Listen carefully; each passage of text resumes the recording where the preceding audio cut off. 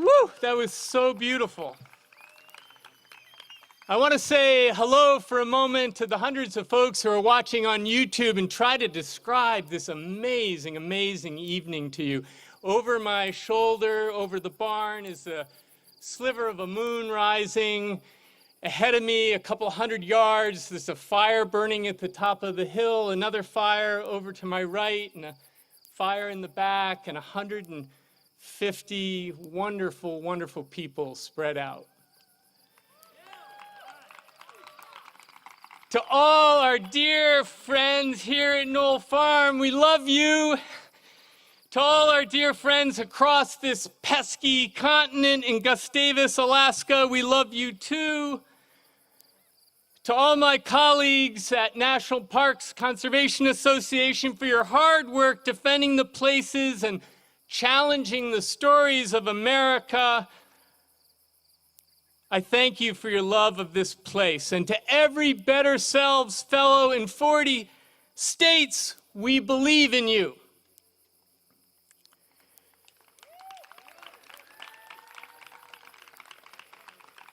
So I want to ask you all, what keeps faith and restores faith today? What keeps us believing in each other, in our communities, and in our democracy?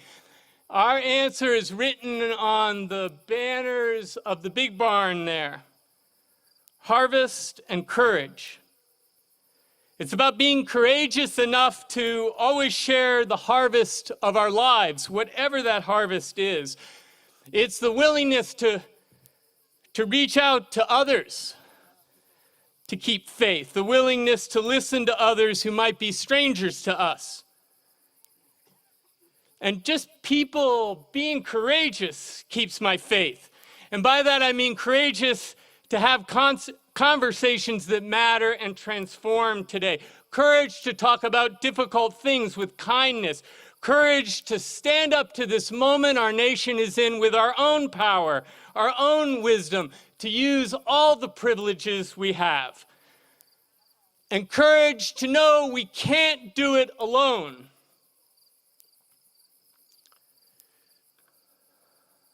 Courage, most of all, to resist business as usual.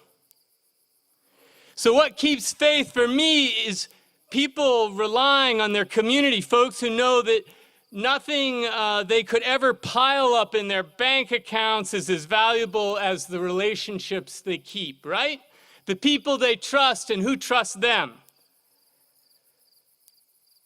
What keeps faith for me is joining others in this gift economy, which isn't about what you can make or take, but about what you can give. All of the things that are present tonight give me faith. And thank you for that. Helen and our 21-year-old daughter, Willow, in this photograph 19 years ago, moved here to Knoll Farm and began our own practice of making refuge for others here on this land. We managed to figure out how to bring together really different people from across our country to have dialogue that mattered. You know, we didn't have the yurts up there when we started. Hell, we didn't even have water, but we made the invitation, and people came. They came despite not knowing us. They came despite the rain. They came because they were hungry for something that was real. The people, the work, the dialogue. We created here, without charging $1, a campfire around which those working for social justice and the health of our planet could gather and talk. First 20 came, then hundreds. And after 15 years, we had hosted week-long dialogues involving more than 2,000 community leaders from 50 states. And at every turn, people like those of you here and listening helped us along the way. 2015, we were exhausted. And the politics of our nation were changing. But after the election, we turned to those 2,000 alumni and asked them what the farm could do to be helpful to them. And they said, give us a place and time to restore ourselves, to rethink and renew, a place and a moment to rebuild and restore. They said our nation needs us to be our better selves. Thus was born the Better Selves Fellowship. Like all the work we do, it started with just a good idea among colleagues, among individuals. In that first year, which wasn't that long ago, we had no money, no application process. We said, just come, and people came.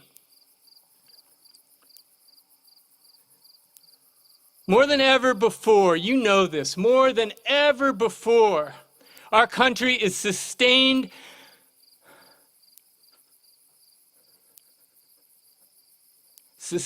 by individuals working against all odds, without breaks or benefits, sometimes without a paycheck.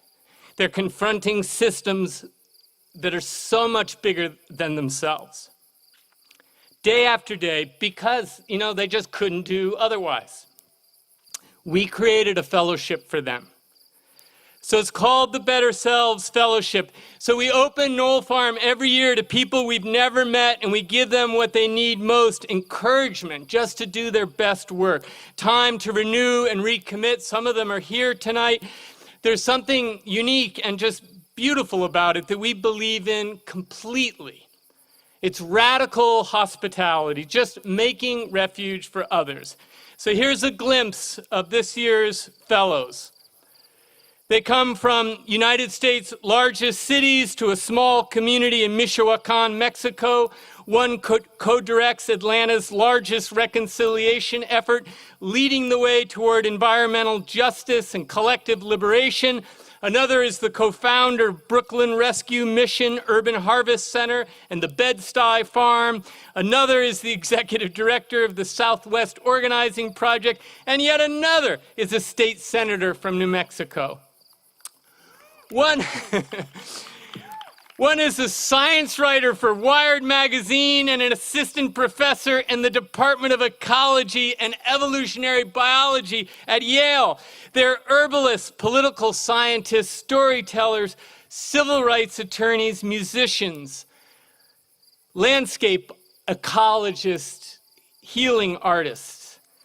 They're rebuilding more equitable food systems, leading inclusive democracy campaigns, working for the civil rights of Black and brown children to receive an equitable education, and defending from the inside rural, oppressed, marginalized communities.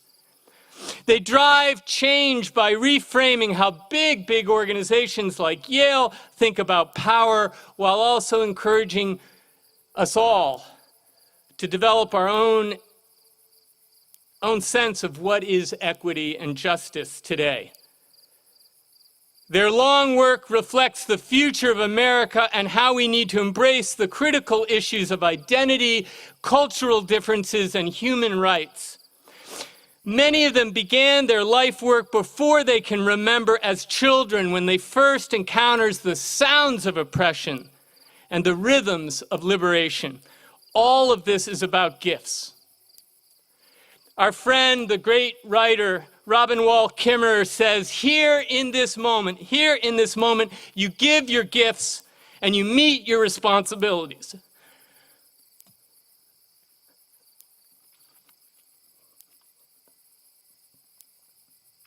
Here at Knoll Farm is where we've given all the gifts we have and try each day to meet our responsibilities. And thank you so much for joining us in that work. It is in difficult times that we learn who we are. This summer, Knoll Farm truly learned how to be a refuge. Never before this summer has there been a greater need for people to have safe space to be outside, whether you live in the Mad River Valley or anywhere. Space to organize, to renew, build courage for 48 consecutive days now for 9 anti-racism groups, dozens of alumni and their families, and hundreds of blueberry pickers and their families. The fires here have been burning, and Knoll Farm has been that refuge for others. This summer we came to each other's aid, and that's the way we need the world to be, right? Thank you for being our community and supporting the farm's work so strongly. Each of us has gifts to share and responsibilities to fulfill during this time. Here's just what we did. Sometimes those who are given the most have the most work to do. We ran the retreat center for free all summer to organizations doing justice work in northern New England: Black Lives Matter, the Bail Fund, the ACLU, the Food Bank, Migrant Justice, In Tandem, Arts, Presente Maine, to name just a few. We've been full all summer, 48 consecutive nights of fires on the Hill. We supported our Better Selves fellow alumni by giving them $25,000 in solidarity grants. We don't have that kind of money, but that's the money that we would have spent housing them and couldn't. So we shared it back with them to help them get through these difficult times.